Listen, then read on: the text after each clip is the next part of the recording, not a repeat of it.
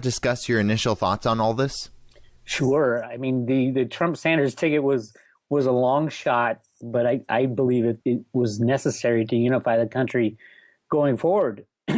But clearly it doesn't look like it's going to happen.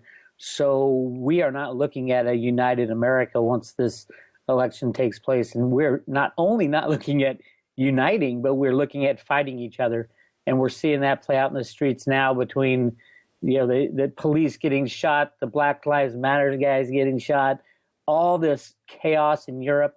I mean, we are on the brink of pure chaos where total control is lost. Turkey's pseudo coup, nobody really knows if it was real or not, but all it does is add more chaos. So without a united America, we're not looking like we can, I don't think we'll be able to survive this without some kind of civil uprising. And they're trying to take away guns, which usually loads people up with guns and ammunition. It really does look like it's turning into a not so much a war of rhetoric, but a war of bullets and guns, and that's not good to try to live through. Definitely, and I guess I know recently you've talked about how there's these riots going on, and that if the collapse happens right now, then the collapse will be blamed on the rioters. Did you want to discuss about this? Well, the collapse is coming. Everybody knows it. They've been holding up the markets, trying to support it through this, at least the beginning of the election process.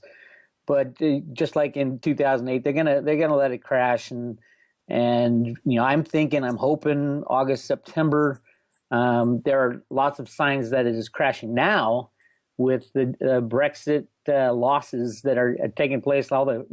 Just today they announced that HSBC, foreign exchange trader, got actually arrested, which is unheard of. And then yesterday, Deutsche Bank was put on the watch list, negative watch. So they're going to be downgraded soon, which just triggers even more of their foreign exchange derivatives, which I think they had some gigantic losses from the Brexit. We should know. I believe they announced earnings at the end of the month, the end of July. So, yeah, everything's happening, everything's lining up. A lot of people don't see it because they keep the stock market, rigged at all-time highs, and they keep gold and silver, in check for the most part. So, yeah, it's all happening. It's just happening slower, and with this very divisive election coming up. Either side that wins, the other side is going to go nuclear, and hopefully not literally nuclear, although there's talk about that coming out of North Korea. But this is the life we have built for ourselves, and there's really not many people we can blame except ourselves, because we allow this all to happen, and we allow the rigging to go on, and we allow the taking of our freedoms from us without any, even getting off the couch. So we're going to get what we deserve, and hopefully we'll, survive it, or at least most of us will survive it in the end. Now, you talk about the need for America to unify. I guess, do you see any possibility of this happening now? And what are some ways that, our viewers can help this happen? I don't see any way. I mean, the only way I threw out there was a Hail Mary shot of a Trump-Sanders ticket. Now there is no way. I mean, if either side wins, then the other side is going to be, feel disenfranchised and pissed off, and out come the guns. I mean, literally, especially if Trump wins, and it's looking like the Republicans have the upper hand, because at any moment they can file more charges against Clinton for lying to Congress. That's how they usually get people anyway, is not the deed, because it's so hard to prove, but it's the fact that they lied about it. And so, will Clinton win if she's on trial for lying to Congress? I don't think so. I think Bernie Sanders actually might even still have a shot at this if they take Clinton out. Maybe even during the Democratic convention. I hear there's a lot of, as messy as the Republican convention has been, I hear the Democratic convention is going to be 10 times worse. So we'll just wait and see what happens there. Now, you were talking about how it seems like the economy might be starting to collapse right now. Now, I guess to the average person, it looks like, the stock market is at an all-time high. I mean, did you want to discuss a little bit about this? What are some of the other reasons you see that the economy looks so fragile right now? Because, like I said, to the average person, the stock market's at an all-time high. It seems like everything's going fine. Well, those are two. I mean, they try to place the price of the stock market equals the economy, and they've been trying to put that in everybody's head since day one. So they rig the price of the stock market high, and then everybody says, well, the stock market's doing well, that means I'm doing well, even though most people are not doing well. Other signs are, look at real estate market. The high-end real estate market has been absolutely destroyed, and it's going nowhere from here. Middle and lower it's wobbling now, but it's also going down. And once this economic bump hits, you're going to see a free fall of those, and everybody and their mother thinks the wealth of their future is in their house. So I don't see that turning out well at all. And as the banks collapse, so collapses the housing market, because nobody can get money to buy houses. It's 100% contingent on cheap money. So if the banks go down and aren't lending, like happened in 2008, you can see another housing crash. So it all is going to happen very fast, and it doesn't take the market riggers or the powers to be. It doesn't take them to do anything other than to remove the artificial support. And we right now have artificial support on the stock market, on the bond market, on the U.S. dollar. Everything's traded off derivatives now and run out of the computers of the Fed and the Treasury. So there's nothing that's real. And if you look at Europe's falling apart. Turkey literally is in coup mode. France is right around the corner. Italy, Spain, Greece, the EU is falling apart. I mean, the only thing that people are pointing at is the stock market, and the stock market's rigged. So, you can hold up a sign and say everything's rosy. It doesn't really mean that it is rosy. Now, what about the gold and silver markets? I know we've been seeing gold and silver move higher recently. That might be, to some people, it looks like, oh, maybe that's a sign that the economy is actually not doing well. So it seems like kind of strange that the stock market and gold and silver are going up at the same time. But what is your perspective? Are those just more rigged markets? No, of course. And the stock market going up doesn't mean people go in and buy silver. I mean, the silver market going up or the gold market going up. It means they change the derivatives, how the derivatives are calculated. And because, as you know, over, at least on the COMEX, over 100 billion ounces are traded every year of electronic silver. It's got nothing to do with physical silver. So it's very confusing to most people, because they look at the price of silver that they show you on MSNBC and Kitco, and they believe that's the real price. That's the fair market value of silver. When in actuality, over 500 billion ounces of electronic silver make up that price. It's got nothing at all to do with the physical silver. So they can move it up, they can move it down, they can move it to zero if they wanted. They can move it to $1 million an ounce and all this is done with the click of a mouse out of the basement of the Treasury and the Federal Reserve out in New York and some of the bullion banks. It's all rigged all the time. So, there's nothing to do except sit and wait with physical on the sidelines. And you've talked about before how once this collapse eventually happens, the world will begin to understand the need for trust and scarcity, and then turn to silver, gold, and Bitcoin to save themselves from the collapse. Did you want to discuss a little bit about this? Well, they'll try to be getting into silver, gold, and Bitcoin. But remember, for any market you need a willing buyer and a willing seller. When this all starts to collapse, you're going to see central banks around the world printing money to try to buy gold, silver, and Bitcoin, including your average Joe, and the sellers will absolutely disappear overnight. It really will be a unique situation in that it won't be the fear, or it won't be the desire to make money off Bitcoin or silver or gold. It will be the fear of holding these dollars that are collapsing before your very eyes. As the banks go, so go all the access to any kind of funds you have at those banks. So Deutsche Bank goes down, the largest derivative holder in the world that just got downgraded or is about to be downgraded by S&P. You can pretty much say, well, that's probably the biggest too big to fail bank out there. And there's no one in Europe who can fix that problem. And there's no one in the United States who can fix that problem, not even the Fed. I mean, we're talking 75 trillion or 70 trillion right now in derivatives that they're counterparty to. So that means, how many trillions does JP Morgan have in that counterparty? Maybe 5 or 10 of the Deutsche Bank, and Bank of America has 10. And, it's spread out between these banks. The reason they call them too big to fail is that if they fail, they take down the entire system. Now, I'd like to turn our focus now to viewers' questions. Mike is wanting to know, have you given much thought to the prospect of central banks issuing their own digital Bitcoin-like currencies in the future? That would be great if they are Bitcoin-like. But that's the thing, is central banks, they don't run off of Bitcoin. Bitcoin is about trust. Everybody in the system has to trust that every transaction, has to approve every transaction that goes through. And it's all visible. With the banking system, it's the complete opposite. They are in charge of these things. Yes, a central bank or a bullion bank or a Joe Schmo with a computer can invent a new cryptocurrency, and that's fine and dandy. As long as it's trustworthy, it will be accepted to some extent, although Bitcoin has the first mover advantage and there's billions of dollars going into the infrastructure. So yeah, a central bank, sure, they can create anything they want. Remember, after the crash, no one's going to trust central banks most of all. So if they create a type of Bitcoin that is completely trustworthy without them even being there, yeah, that might have some inroads, but they're way behind the curve on that. I don't see them doing that.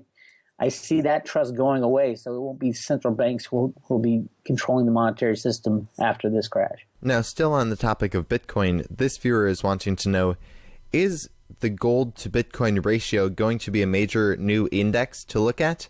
What if we fixed or backed Bitcoin or another cryptocurrency with gold?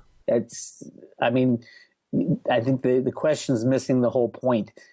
There is no backing to gold. There is no backing to Bitcoin. Gold is gold. It has been accepted as a world's reserve currency for thousands of years. Countries that try to back their currencies with gold, unless it's fully redeemable, it is ridiculous, because all it does is give them power to abuse a true gold standard, a gold coin standard, where you use gold as money and there are no derivatives of gold. So there's no need for backing for Bitcoin. If you understand the program and the protocol, how it works, it's very limited in the amount of coins that can ever be made at 21 million. And they estimate like in the late 2030s, the last coin will be mined, or basically they'll hit that 21 million. And then from then on, you have no more Bitcoin being mined. And that's even a better thing, because that increases the scarcity, because it's all about scarcity.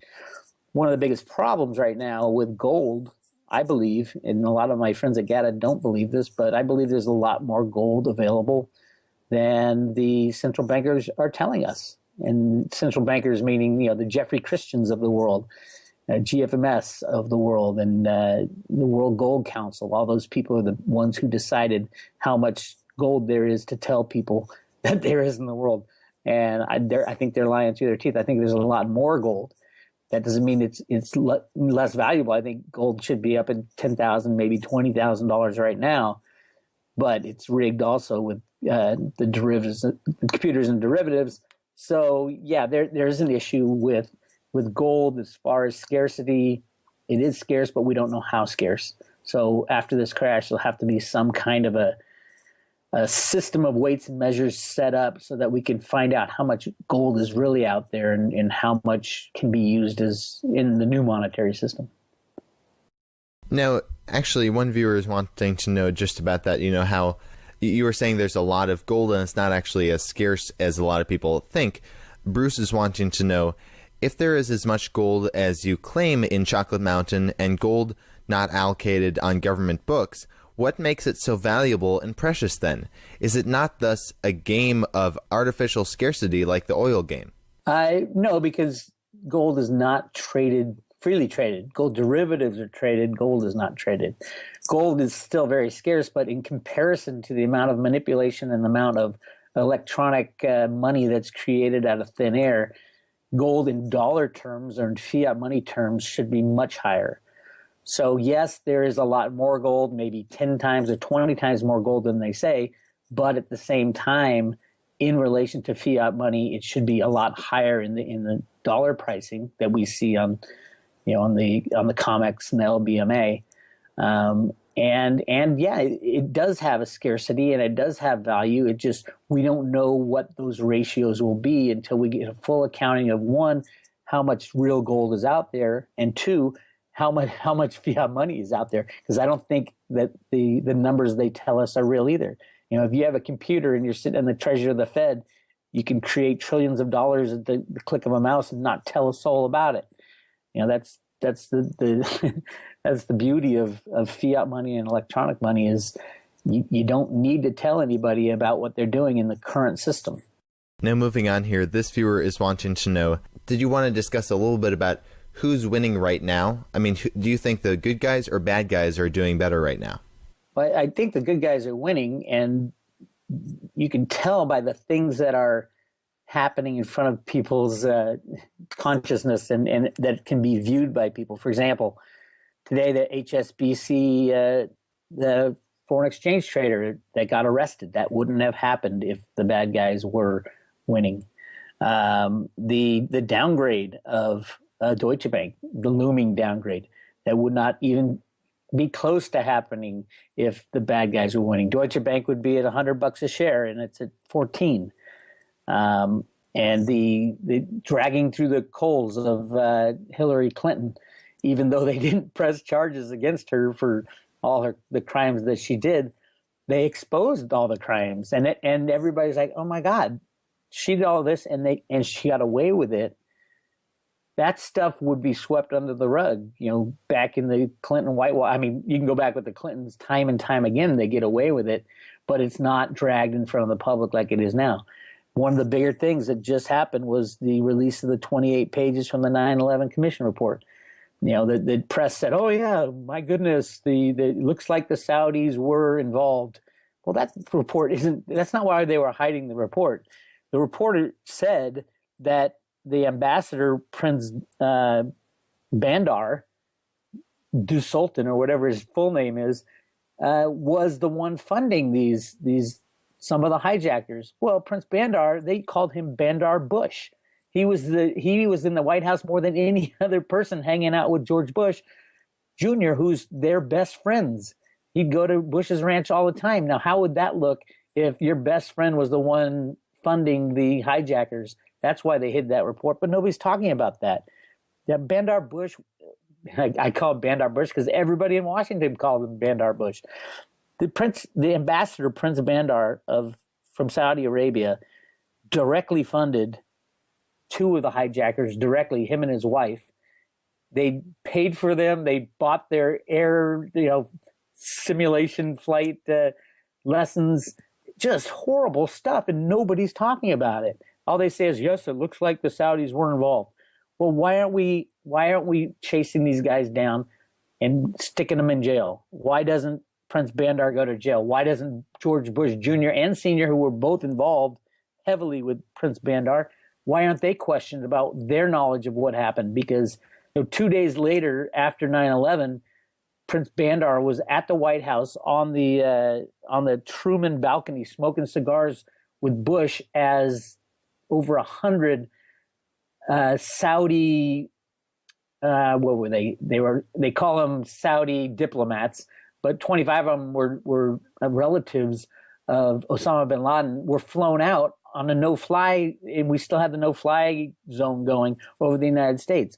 Why isn't that talked about? Why isn't that prosecuted? Why aren't people screaming and knocking down the walls of the Bush compound down in Texas?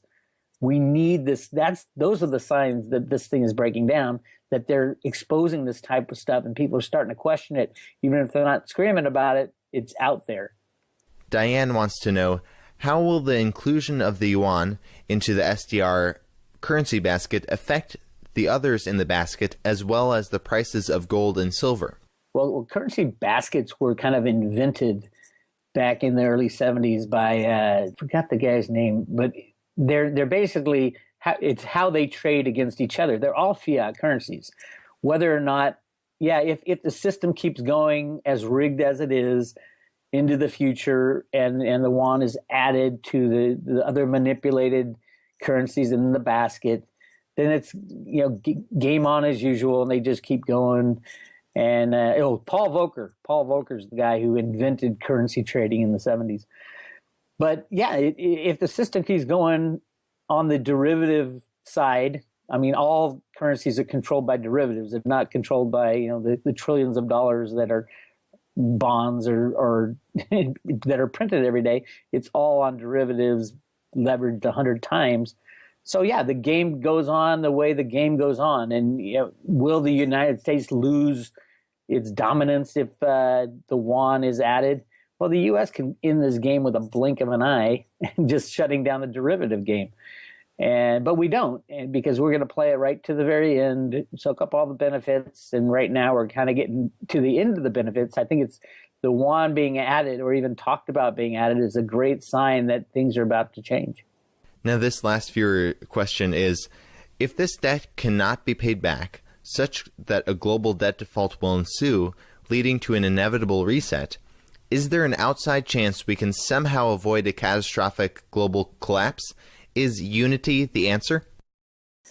Well, first of all, debt is kind of it's a theoretical thing. When we pay off debt with other debt. Nobody, the United States saying that we got 19 or 20 trillion dollars in debt. Well, the Congress can make one coin worth $20 trillion and pay off the debt, and that's how easy it is for that debt to disappear. People have known this for a long, long time. I think it was Connolly, he was a U.S. Treasury Secretary back in the 70s, went to Europe and said, hey, the dollar may be our currency, but it's your problem. It's a great line, because it's true. I mean, there's nothing that stops U.S. Congress from saying, okay, with the signing of a pen, we're going to create a coin. We're going to tell the U.S. Mint to create a $20 trillion coin. We're going to pay back all our debt and be done with it. And voila, no more debt. And that's the con game that is the debt-based money. So no country has ever paid off debt in the history of money, of debt-based money. And nobody ever plans to. They talk about it all the time, and we'll continue to talk about balancing budgets and all that. But you don't have to. You're in control of the printing press. You can print as much or as little as you want. And 99% of the time, when people vote, they're going to vote for more money for them. So and as far as we be able to orchestrate a smooth landing out of this, I don't think so. Because one person's debt is another person's asset. And that's going to be a problem when these banks start crashing. They're going to say, well, we own your house and all that. And the depositors are going to be saying, what do you mean? You think you're going to take my deposit and then, lose my deposit and then claim ownership of my house? No way. I'm not going to stand for it. And you get enough people, banking is funny, because if it's a decent amount of defaults, the banks are like, they have the power. If it's the whole country defaulting, they have no power.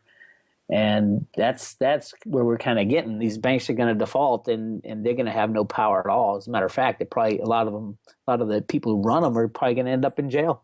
All right. Well, Bix Weir, thank you so much for joining us today.